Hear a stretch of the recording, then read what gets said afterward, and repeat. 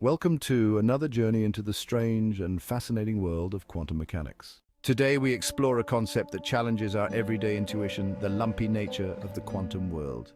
Take the electron orbiting an atom, for instance. According to quantum theory, it can only exist in specific energy states, not in between. This quantization of energy levels is a fundamental aspect of quantum mechanics. Moreover, particles themselves are often described as quanta, discrete packets of energy or matter. These quanta have distinct properties and behave unpredictably, defying classical physics. Even empty space isn't as empty as we might think. Quantum mechanics tells us that it's buzzing with virtual particles popping in and out of existence, a manifestation of the inherent lumpy nature of the quantum vacuum. Another mind-bending aspect is quantum entanglement, where particles become correlated in ways that seem to defy space and time, instantly affecting each other's states no matter how far apart they are.